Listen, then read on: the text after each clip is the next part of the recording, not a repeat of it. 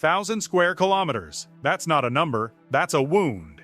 A wound stretching across northern China and Xinjiang, cracked earth, rivers that dried up in silence, and sand that moves like it's alive.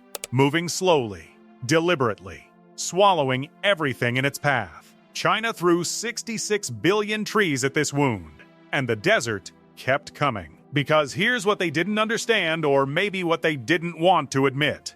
You cannot heal a living system with something that stands still. But there was something that moved. Something with 4 legs, a short upright mane, and eyes that had been scanning Central Asian horizons for hundreds of thousands of years. Something that by 1969 had completely vanished from the face of the Earth, and when it disappeared, the land started dying in ways that no satellite could fully explain. So what happens when you bring a species back from extinction and release it into the middle of one of the harshest deserts on the planet? What happens next will make you question everything you think you know about how ecosystems actually work. If you've never heard of Przewalski's horse, stay with me, because this story goes much deeper than conservation. This is about a force of nature that was removed from the Earth and what the Earth did when it lost it. Let's go back to the beginning. Hundreds of thousands of years ago, when the grasslands of Central Asia were alive in a way we have almost no reference for today. Across the Junggar Basin, the Mongolian steppe, and the edges of the Gobi, vast herds of a single animal kept the entire system running. Equus, ferus, Przewalski. Przewalski's horse. Stocky, powerful, low to the ground. Built by evolution, not by human hands. Never domesticated. Never broken. Never owned. And here's what made this animal unlike anything else on Earth.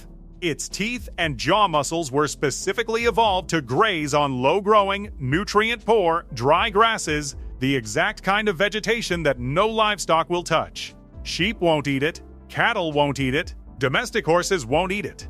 But Przewalski's horse? That was its food. That was its purpose. Now here's where it gets strange. These horses didn't just graze.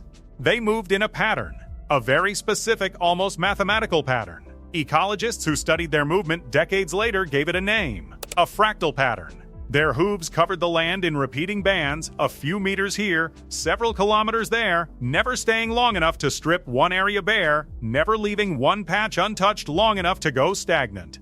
And as they moved, their manure carried seeds.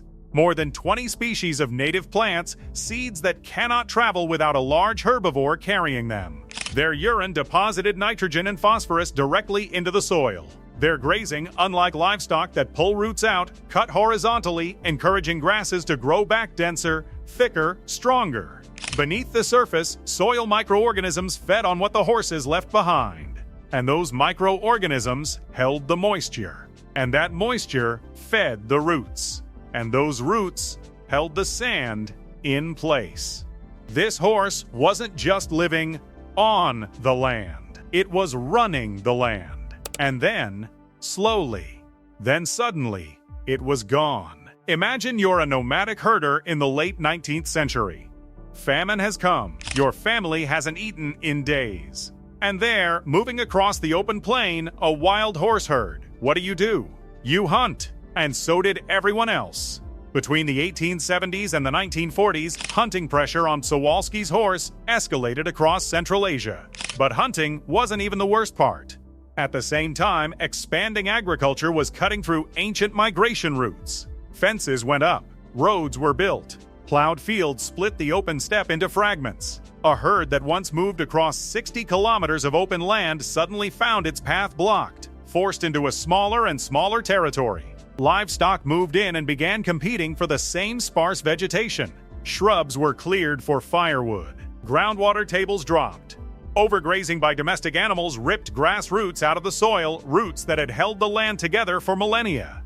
And then came something more subtle, more dangerous: interbreeding. As wild herds shrank, some individuals bred with domestic horses. And with each generation, the genetic traits that made Przewalski's horse wild, its cold resistance, its drought tolerance, its behavioral instincts, were diluted, slowly erased. By the 1950s, the herds that remained were tiny, fragmented, isolated groups of a few individuals cut off from each other, incapable of maintaining the genetic diversity needed to survive a single harsh winter. Juvenile mortality was climbing. Disease resistance was collapsing, and in 1969, a research team crossed the Mongolian steppe looking for any sign of the animals. They found hoof prints, and some strands of hair caught in wind-stripped grass. That was all. The next expedition came back and filed a report that shook the conservation world. Przewalski's horse was extinct in the wild. There are moments in natural history that make no sound. No explosion, no warning.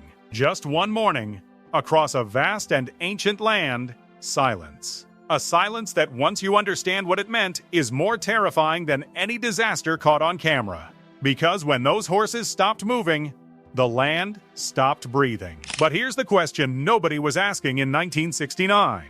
Why did the desert start advancing faster after the horses disappeared? The Chinese government would spend the next 2 decades trying to answer that, and the answer they found was something that changed the entire science of ecological restoration. Picture a grassland not as a landscape, but as a machine.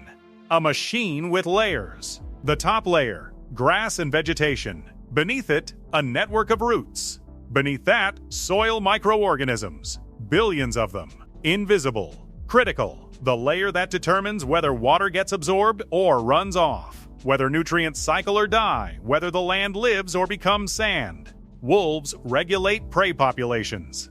Beavers alter water flow. But Przewalski's horse operated in a completely different layer. The biological dynamics layer. The layer that sits between the soil and the sky. Their movement created what ecologists later called grassland mosaics, patchwork zones of varying vegetation density, each patch in a different stage of regeneration. This variation is what allowed soil microorganisms to thrive in cycles. This variation is what maintained moisture at the root level. This variation is what kept the carbon locked in the soil instead of releasing into the atmosphere. When the horses disappeared, that mosaic collapsed into a uniform dead surface. Grass roots failed, water couldn't be retained, plants died, herbivores left, predators followed. The soil microbiome, invisible to every satellite, every government survey, collapsed silently beneath the surface. By the time anyone noticed the desert was advancing, the real damage had already been done underground. Decades earlier, China planted 66 billion trees trying to reverse this.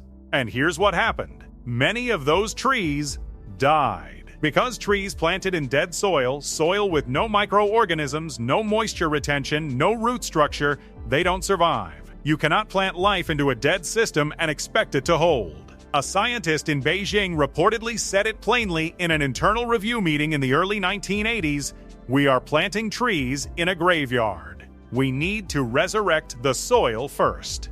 The question was, how? By this point, something extraordinary had been happening quietly in the zoos of Europe. When conservationists finally took stock of what remained of Przewalski's horse globally, the number they found was devastating. Fewer than 12 individuals with viable reproductive potential. Worldwide. In 1959, the Przewalski's Horse International Studbook was established, a genetic registry tracking every surviving individual on the planet. Scientists used algorithmic selection to design breeding pairs, maximizing genetic diversity, minimizing inbreeding. Individuals with too high inbreeding coefficients were excluded from the program entirely. These weren't just decisions made on spreadsheets, they were decisions that determined which animals had a future and which didn't.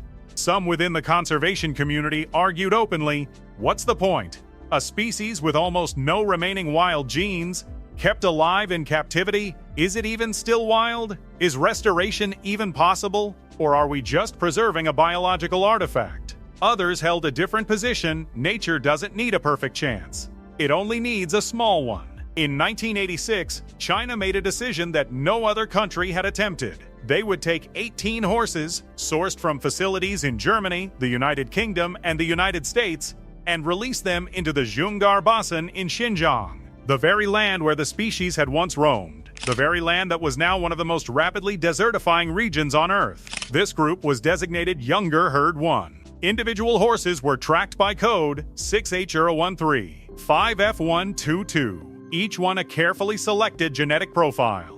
Each one carrying specific traits, cold resistance, drought tolerance, behavioral instincts for survival that scientists had spent decades trying to preserve. The temperature in the Junggar Basin in winter could fall below 40 C. Nobody knew if the horses still remembered how to find water in this landscape. Nobody knew if their instincts for survival, suppressed through decades in captivity, would resurface. The scientists watching from the perimeter on the day of release reportedly said very little to each other. They just watched. And when the horses ran, for the first time in over 30 years on natural land, one researcher wrote in his field notes, "They didn't hesitate. They ran like they knew exactly where they were going." What Junggar Herd 1 did in the years that followed wasn't just survival. It was reconstruction. Moving 5 to 15 kilometers daily, the horses began dispersing seeds across zones that hadn't seen native plant growth in decades. Analysis of their manure revealed more than 20 species of native plants, seeds that cannot be dispersed without large herbivores. No wind dispersal. No insect dispersal. Only through the gut of a horse moving across 10 kilometers of steppe. As native grasses returned, even in small patches, the soil microorganisms had something to feed on. Moisture began to be retained at the root level. Insects reappeared, birds followed, rodents returned, small predators came back. This is what ecologists call bottom-up restoration. You don't start at the top, you start at the ground. You rebuild the invisible layer first, and then the visible world above it follows. By 2000, the population in Xinjiang had grown steadily. The model was replicated. Mongolia launched its own reintroduction projects. Kazakhstan followed, targeting vast semi-arid steppe ecosystems that had been declared beyond recovery. And then, Chernobyl. The exclusion zone around Chernobyl, abandoned by humans since 1986, had become one of the most unexpected conservation success stories in modern history. Przewalski's horses were introduced to the zone in the 1990s. With zero human intervention, no feeding, no veterinary care, no managed grazing, the population grew from 31 individuals to nearly 300. And the grasslands around them? Transforming.